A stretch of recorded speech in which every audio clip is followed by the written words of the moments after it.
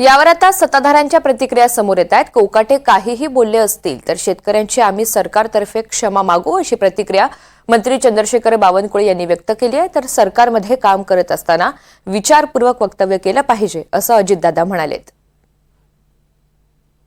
असं जर मला माहिती नाही, मी त्यांच्याशी बोली माहिती घेई, परंतु असं जर बोलले असतील तर शेतकऱ्यांच्या संदर्भामध्ये नक्की काय होतं पत्रकार मित्रांनो, तुम्ही आम्हाला सांगता त्यावेळेस ज्याच्याबद्दल तुम्ही बोलता त्या व्यक्तीला पण विचारून किंवा नक्की काय तुमच्या तोंडून स्टेटमेंट गेलेलं आहे हे मला त्यांना विचारावं लागेल। पण एक गोष्ट खरी, कुणी आम्ही काम करत असताना शेतकरी असेल किंवा महाराष्ट्रातले कुठल्याही व्यक्ती असतील, आम्ही ज्यावेळेस विश्वस्त म्हणून जनतेने आम्हाला निवडून दिलं असतं 5 वर्षाच्या करता आणि आम्ही सरकारमध्ये काम करत असतो त्यावेळेस आपलं वक्तव्य हे फार विचारपूर्वक आम्ही सगळ्यांनी त्या ठिकाणी केलं पाहिजे। कारण नसताना नाहक असं कुणी लाईटली बोलून कुणाला दुखवण्याचं काही कारण नाही, कारण तो लाखाचा पोशिंदा आहे।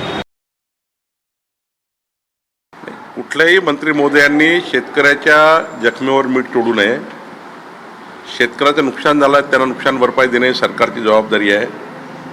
खरं तर कोकाटे काय बोलले याबद्दल मला माहिती नाही, पण मी तसं अजून बघेल काय बोलले ते। पण शेतकऱ्याबद्दल सरकार हे पाठीशी उभं आहे शेतकऱ्यांच्या, आणि शेतकऱ्याचे पंचनामे करून त्यांना मदत देणे ही सरकारची जबाबदारी आहे।